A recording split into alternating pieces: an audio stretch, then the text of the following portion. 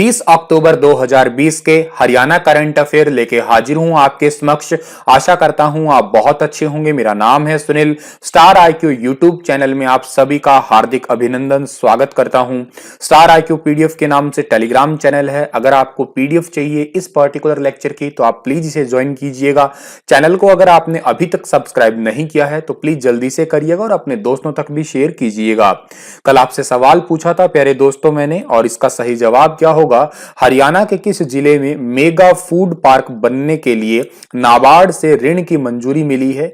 तो one of the most important question था ये, और इस क्वेश्चन का सही आंसर था आपका रोहतक डिस्ट्रिक्ट। ठीक है, बी ऑप्शन बिल्कुल ठीक था।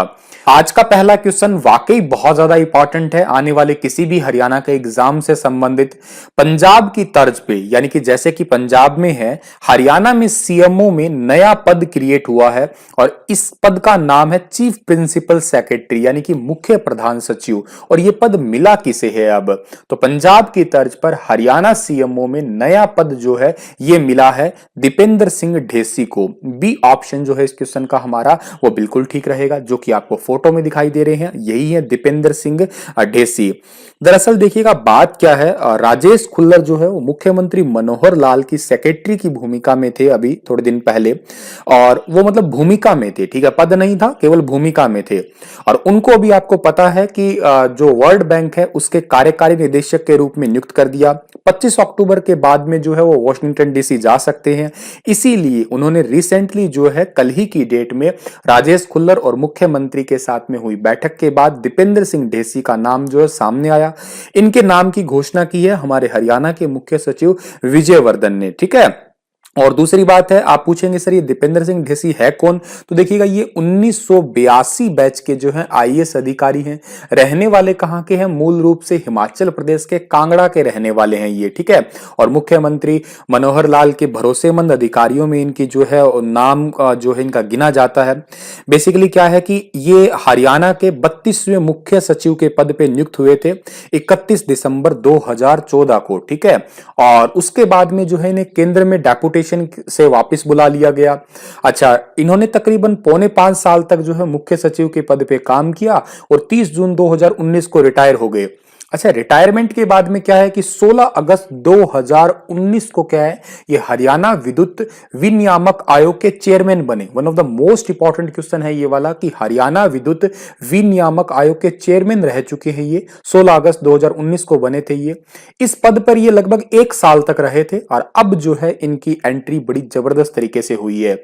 एक बात और इंपॉर्टेंट याद रखिएगा आप इस पर्टिकुलर क्वेश्चन के अंदर, क्या कि फिलहाल सीनियर आईएएस अधिकारी वी उमाशंकर सीएम के अतिरिक्त प्रधान सचिव और आईआरएस अधिकारी योगेंद्र चौधरी भी इसी पद पे कार्य कर रहे हैं। ठीक है, और चंडीगढ़ के डीसी मनदीप सिंह बराड़ की पत्नी आईएएस आशिमा बराड़ जो है वो सीएम के उप प्रधान सचिव है। ये क्वेश्चन बहुत इंपॉर्टेंट है, आप इस स्लाइड का स्क्रीनशॉट ले सकते हैं। आगे जाता हूं मैं, हरियाणा अनुसूचित जाति राजकीय अध्यापक संघ, जिसको हम लोग हजरस कहते हैं, इसकी इकाई के प्रधान कौन बने हैं?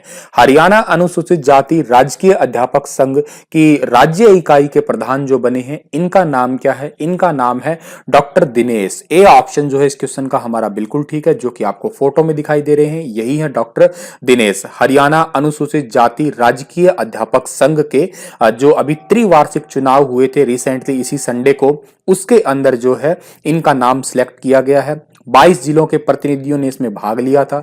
2020 से 2023 तक जो है कार्यकारिणी के चुनाव में जो है इनको प्रदेशाध्यक्ष के रूप में नियुक्त कर दिया, मतलब ये आगे आने वाले 3 साल तक रहेंगे। ठीक है, ये बात आप याद कर लीजिएगा।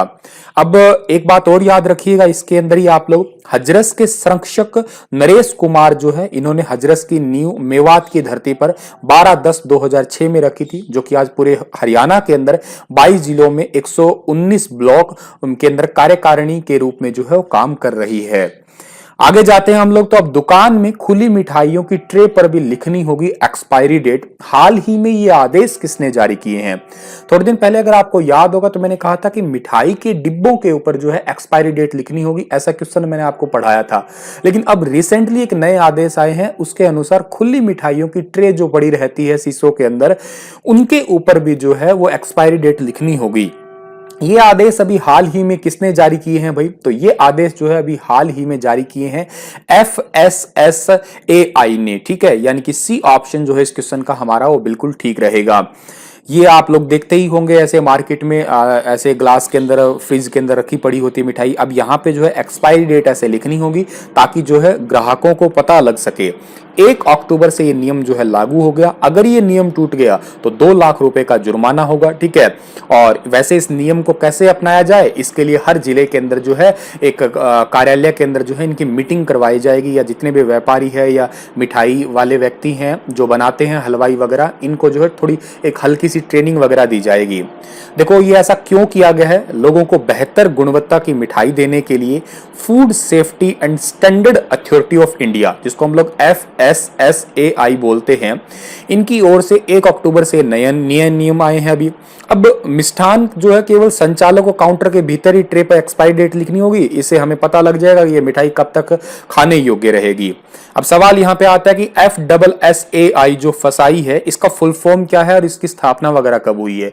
फुल फॉर्म तो आपको मैंने बता दिया, food safety and standard authority of India, और इसकी स्थापना अगस्त 2011 में हुई है। सेक्टर फूड सेफ्टी का है और इसका हेडक्वार्टर न्यू दिल्ली में है, और रीता जो है इनकी चेयरपर्सन है। ये भी बात आप याद रखिएगा। आगे जाते हैं तो ई लर्निंग समस्याओं को दूर करने के लिए राज्य शैक्षिक अनुसंधान एवं प्रशिक्षण परिषद की ओर से खालिस्तान की शुरुआत कर दी गई है। इनमें से किसकी शुरुआत कर दी गई है ई लर्निंग समस्याओं को दूर करने के लिए? तो ई लर्निंग की प्रॉब्लम्स को दूर करने के लिए ई मेंटरिंग की जो सुविधा है वो शुरू की गई है। बी ऑप्शन जो है इस क्वेश्चन का हमारा वो बिल्कुल ठीक रहेगा। अब देखिएगा, क्या कोरोना महामारी के कारण हर जिले के स्कूल जो है बंद है। ऐसे में क्या हो रहा है कि सरकारी स्कूलों में घर से पढ़ाओ योजना में ई लर्निंग विद्यार्थियों को शिक्षा दी जा रही है। अब घर से पढ़ाओ योजना में अभी तक जितने भी स्टूडेंट हैं उनको ई लर्निंग के माध्यम से जो है वो एजुकेशन में जितना भी आपकी सामग्री होती है या आपका जो भी मटेरियल होता है वो टीचरों द्वारा जो है भेज दिया जाता है। लेकिन ई लर्निंग में शैक्षणिक सामग्री विद्यार्थियों को समझ आ रही है कि नहीं आ रही है? मतलब जो मटेरियल आप प्रोवाइड करवा रहे हो वो बच्चों को समझ आ रहा है कि नहीं आ रहा? टीचरों को पता ही नहीं होता है। जिसे ई लर्निंग में ऐसी समस्या है ये, और इसी को दूर करने के लिए ई मेंटरिंग की सुविधा जो है वो शुरू की गई है। अब क्या होगा कि घर से पढ़ाओ में क्या है कि कुछ मेंटर बनाए जाएंगे, जिनकी मेंटर की मैपिंग है अभी नवंबर महीने से स्टार्ट कर दी जाएगी। ये कैसे करेंगे? देखो, इनके लिए एक व्हाट्सएप का ग्रुप बनेगा। 3 से 5 दिन के लिए उस ग्रुप में ऐड होंगे, वो अलग अलग टाइप से ऐसे ग्रुप बनेंगे। अपने फीडबैक जो है टीचरों के साथ साथ ई लर्निंग में भी अपना सहयोग करेंगे। वो फीडबैक लेंगे बच्चों का भी, कैसे आपको समझ आ रहा है कि नहीं आ रहा। ई लर्निंग का जो मटेरियल होता है उसको बनाने में मदद करेंगे वो, ताकि बच्चों को कोई भी प्रॉब्लम ना आए उसके रिगार्डिंग। आगे जाते हैं हम लोग। अगला क्वेश्चन हमारा क्या है कि सोनीपत में national highway authority of India, जिसको हम लोग NHAI भी बोलते हैं, national highway authority of India द्वारा NH 352A को आपस में किस हाईवे से कनेक्ट किया जाएगा? ये क्वेश्चन बहुत इंपॉर्टेंट होते हैं, ऐसे वाले कंफ्यूज जरूर करते हैं एग्जाम में ये, लेकिन इंपॉर्टेंट बहुत होते हैं हाईवेज वाले। तो NH 352A जो है इसको अभी हाल ही में कनेक्ट किया जाएगा 334B से, ठीक है। ए ऑप्शन जो है इस क्वेश्चन का हमारा बिल्कुल ठीक रहेगा। NH 334B से अभी रिसेंटली कनेक्ट किया जाएगा।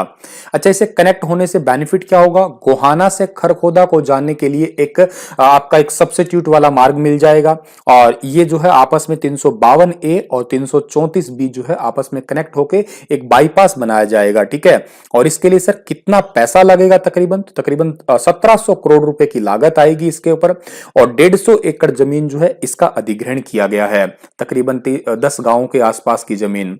और NHAI जो है इसकी स्थापना 1988 को हुई थी, और इसका जो हेडक्वार्टर है वो कहां पे है? न्यू दिल्ली में है। एजेंसी एग्जीक्यूटिव यानी कि चेयरपर्सन का नाम क्या? संजीव राजन है। एक बात याद रखिएगा, हमारे भारत में 2 संस्थाएं, जैसे एक तो BRO है, बॉर्डर रोड ऑर्गेनाइजेशन। इसका काम क्या है? इसका काम है पहाड़ों पे और आपकी बॉर्डर्स जो होती है वहां पे सड़क बनाना, और समतल भूमि पे सड़क बनाता है ना, वो कौन बनाता है? NHAI। आप मुझे कमेंट सेक्शन में लिख के बताइएगा BRO के अध्यक्ष कौन है और BRO की स्थापना कब हुई थी।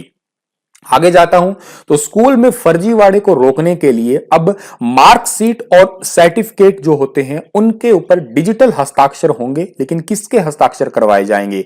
शिक्षा मंत्री के, एक बोर्ड चेयरमैन के, एक प्राचार्य के, इनमें से कोई नहीं। तो इस क्वेश्चन का सही आंसर होगा प्राचार्य के, यानी कि जो प्रिंसिपल्स होते हैं उनके डिजिटल हस्ताक्षर करवाए जाएंगे। आए दिन क्या होता है स्कूल में, बिना बताए बोर्ड्स को पता नहीं होता और बहुत ही जल्दी जल्दी जो है वो प्रिंसिपल्स को चेंज कर दिया जाता है। ठीक है, तो अब क्या होगा कि सीबीएसई की मार्कशीट और जितने भी सर्टिफिकेट हैं उनके ऊपर प्राचार्य यानी कि प्रिंसिपल के डिजिटल हस्ताक्षर होंगे। ठीक है, जैसे हमारे बैंक नोट वगैरह पे किया जाता है, आरबीआई के चेयरमैन वो जो आपके गवर्नर वगैरह किया करते हैं, बिल्कुल वैसे वैसे। इसकी शुरुआत 9वीं और 11वीं के रजिस्ट्रेशन में और 10वीं और 12वीं के जो आपकी लिस्ट ऑफ कैंडिडेट है जिसको हम लोग एलओसी बोलते हैं उसको भरने से कर दिया गया है। और इस जो सिग्नेचर है इसका इस्तेमाल बोर्ड के अलावा स्कूल की और बाकी और भी छोटी मोटी गतिविधियां होती है उनमें भी किया जा सकता है। ठीक है, और जो आपके प्रिंसिपल है उनके सिग्नेचर को बोर्ड के साथ स्कूल में रिकॉर्ड में रखा जाएगा और इससे अब जरूरत होगी तो जितने भी सिग्नेचर होंगे उनको इस्तेमाल कर लिया जाएगा। जब भी किसी प्रिंसिपल के सिग्नेचर की जरूरत होगी तो उसका इस्तेमाल कर लिया जाएगा। सर अभी तक क्या होता था, तो अभी तक स्कूल में किसी भी काम के लिए स्कूल की मोहर लगा करती थी। ठीक है सर, इससे बेनिफिट क्या होगा? एक तो क्या है कि प्रिंसिपल के सिग्नेचर का इंतजार नहीं करना पड़ेगा। अच्छा, मार्क्स वेरिफिकेशन है और उसमें थोड़ा जल्दी हो जाएगा काम, और जितने भी आपके स्कूल के बीच में, बोर्ड और स्कूल के बीच में जितने काम होते हैं उनमें भी स्पीड पकड़ेंगे। ठीक है, और डिजिटल सिग्नेचर का इस्तेमाल स्कूल स्टाफ के द्वारा ही किया जा सकेगा। और दूसरी बात है कि प्राचार्य के स्कूल में उपलब्ध नहीं होने पर भी छात्रों को काम, कई बार क्या है प्रिंसिपल स्कूल में नहीं होते तो बिना सिग्नेचर काम अटक जाते हैं, तो डिजिटल सिग्नेचर अगर होंगे तो बेनिफिट हो जाएगा। सीबीएसई जो है इसका फुल फॉर्म है central board of secondary educational. ठीक है, और एजुकेशन है इसका फुल फॉर्म, तो इसका हेडक्वार्टर है दिल्ली के अंदर है, स्थापना 1962 में हुई है।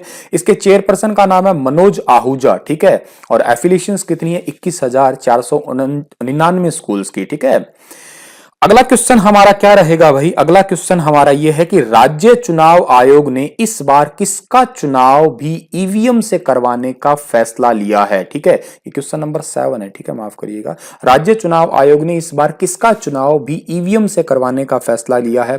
तो इस बार जो है ईवीएम से करवाने का जो है वो फैसला लिया है। इस क्वेश्चन का आपका सही आंसर क्या रहेगा? इस ब्लॉक समिति के सदस्य, अब तक तो क्या होता था, बैलेट पेपर से होता था आपका, लेकिन इस बार क्या है, ब्लॉक समिति के सदस्य का जो चुनाव है वो भी ईवीएम से होगा। सरपंच का तो ऑलरेडी ही होता था, केवल 5 सदस्यों का चुनाव जो है वो आपका किससे होगा? बैलेट पेपर से होगा, जैसे आप वो डिब्बे में डालते हैं ना वैसे ही। आपको मैं बता देता हूं, हरियाणा में पंचायती राज चुनाव की तैयारियां स्टार्ट हो चुकी है और राज्य के अंदर इस बार ब्लॉक समिति सदस्य का चुनाव ईवीएम से होगा, और सरपंच, जिला परिषद, इनके तो ईवीएम से पढ़ ही रहे हैं। ठीक है, ब्लॉक समिति को ऐड और कर दिया, पंच का ही केवल बैलेट पेपर से मतदान होगा। और हरियाणा के अंदर जो है राज्य चुनाव आयोग को 24 फरवरी, ठीक है 24 फरवरी 2021 तक जो है ये चुनाव की प्रक्रिया को पूरा करना होगा। इसके लिए जो है 15 फरवरी तक जो है चुनाव प्रक्रिया जो है राज्य ने सोची है, आयोग ने, कि हम लोग पूरा कर दें, ये टारगेट रखा है। ठीक है, लेकिन राज्य चुनाव आयोग का अल्टीमेटम ये है कि 24 फरवरी से पहले पहले कर दीजिएगा भाई। हरियाणा के अंदर जो है जिला परिषद में 416 सदस्य, ब्लॉक समिति के तकरीबन 3200 सदस्य और सरपंचों के लिए तकरीबन 6205 सरपंचों के लिए ईवीएम के जरिए तकरीबन 62,666 पंचों के लिए मतदान बैलेट पेपर के जरिए होगा आपका। ठीक है, तो ये बात आप याद रखिएगा। और आयोग ने 20 जिलों के डीसी को 30 अक्टूबर तक जो है वार्ड बंदी के आधार पर मतदाता सूची तैयार करने के आदेश दे दिए हैं। पानीपत और रोहतक, इन 2 जिलों की मतदाता सूची जो है 27 नवंबर को होगी। और एक बात और है कि इस बार तो आपको एक इंपॉर्टेंट बात है कि सरपंचों में 50% महिलाओं का भी आरक्षण रहेगा। तो इस बार इसके लिए भी जो है एक टाइप से वो आपकी क्या कहते हैं ड्रॉ वाली प्रक्रिया जो है उसको भी दोबारा शुरू किया जाएगा जल्द ही। आगे जाते हैं, अगला क्वेश्चन हमारा है कि हरियाणा से पुलिस महानिदेशक कार्यालय को आई रिपोर्ट के अनुसार हरियाणा पुलिस में सिपाही से लेकर निरीक्षक तक रोजाना कितने परसेंटेज कर्मचारियों को साप्ताहिक विश्राम नहीं मिल रहा है? तो कितने परसेंट कर्मचारियों को साप्ताहिक विश्राम नहीं मिल रहा है? 15% को। बी ऑप्शन जो है इस क्वेश्चन का हमारा बिल्कुल ठीक है। देखिएगा, पुलिस मुख्यालय से सभी जिलों की यूनिट को ना 2 मई 2016 को जो है, और एक उसके बाद में आया था 16 जून 2016 को जो है एक आपका क्या कहते हैं आदेश जारी किया गया था, जिसमें ये था कि जितने भी आपके पुलिस सिपाही हैं या कर्मचारी हैं या निरीक्षक हैं, उनको साप्ताहिक विश्राम दिया जाए ताकि उनको मेंटली इतना प्रेशर ना हो सके। लेकिन अभी रिसेंटली एक रिपोर्ट आई है, उसमें पता लगा है कि 15% कर्मचारी ऐसे हैं जिनको साप्ताहिक विश्राम नहीं मिल रहा है। उनसे पूछा भी कारण क्या है, कारण ये है कि कर्मचारियों को कमी है भाई, ठीक है। आगे जाते हैं, अगला क्वेश्चन हमारा है कि हरियाणा विधानसभा के अध्यक्ष ज्ञानचंद गुप्ता ने पानीपत में लोकल फॉर वोकल, ये इंपॉर्टेंट है, ये बहुत इंपॉर्टेंट है इवन, ठीक है। हरियाणा का इवन जो है ये नारा अभी स्टार्ट हो चुका है, पूरे हरियाणा में धीरे धीरे फैलाया जा रहा है। लोकल फॉर वोकल के नारे के साथ में जो है किसका उद्घाटन किया है, तो लोकल फॉर वोकल के साथ में आरके स्वदेशी मेगा मार्ट का उद्घाटन किया है हरियाणा विधानसभा के अध्यक्ष ज्ञानचंद गुप्ता ने पानीपत के अंदर। लोकल फॉर वोकल का मतलब ही इतना है कि हमारी जो स्वदेशी चीजें हैं उनको अपनाया जा सके, ठीक है, और विदेशी सामान जो है उसको उसका बहिष्कार किया जा सके। और अगला क्वेश्चन हमारा क्या रहेगा, अगला क्वेश्चन तो बहुत इंटरेस्टिंग है कि बड़ौदा उपचुनाव में कपूर नरवाल समेत अब तक कितने प्रत्याशियों ने अपना नाम वापस ले लिया है। आप मुझे कमेंट में बताइएगा कि इस बार कौन जीत रहा है, अगर कोई उस क्षेत्र से संबंध रखता है, इस वीडियो को देख रहा है वो, ठीक है। बड़ौदा उपचुनाव में कपूर नरवाल समेत 3 प्रत्याशियों ने जो है अपना नाम वापस ले लिया है। ए ऑप्शन सही है इस क्वेश्चन का हमारा। और रिसेंटली जो है अभी भूपेंद्र सिंह हुड्डा जो है उनके साथ में ही कपूर नरवाल ने जो है अपना नाम वापस ले लिया। एक्चुअल में क्या है कि भूपेंद्र सिंह हुड्डा पहले चाहते थे कि डॉक्टर कपूर नरवाल जो है वो कांग्रेस के प्रत्याशी हो बड़ौदा उपचुनाव में, लेकिन जो कुमारी सैलजा है और लोगों ने भी कहा कि पहले पिछली साल तो ये भाजपा में थे, पिछली साल तो इनके लिए हमने जो है इनके एंटी थे, इस बार इनके लिए वोट मांगेगी तो ऐसे अच्छा नहीं लगेगा। और अब जो है कांग्रेस के प्रत्याशी बनाए गए इंदुराज, तो भूपेंद्र सिंह हुड्डा ने कहा भाई अगर दो ही अगर नरवाल गोत्र के हैं तो वोट जो है वो बंट जाएंगे और भाजपा को बेनिफिट होगा, इसलिए जो है इनको कह सुन के इनका नाम वापस ले लिया। अब टोटल जो है 14 व्यक्ति जो है या 14 प्रत्याशी जो है वो मैदान के अंदर है। वैसे ये खुद निर्दलीय खड़े हुए थे अभी, ठीक है। और अभी इनके अलावा 2 और कौन है, डॉक्टर नरवाल के अलावा जोगिंदर सिंह मोर है, ठीक है, निर्दलीय प्रत्याशी, और लोसूपा प्रत्याशी कवरिंग उम्मीदवार है राजेंद्र सिंह, इन्होंने भी अपना नाम वापस ले लिया है। और यहां पे मैं बता देता हूं बड़ौदा क्षेत्र में 94,000 जाट मतदाता हैं, जिसमें से 15,000 नरवाल गोत्र के हैं। मैं आपको बताऊं कपूर नरवाल की जिंदगी के बारे में, तो इन्होंने लंबे समय तक इनेलो पार्टी में रहे थे।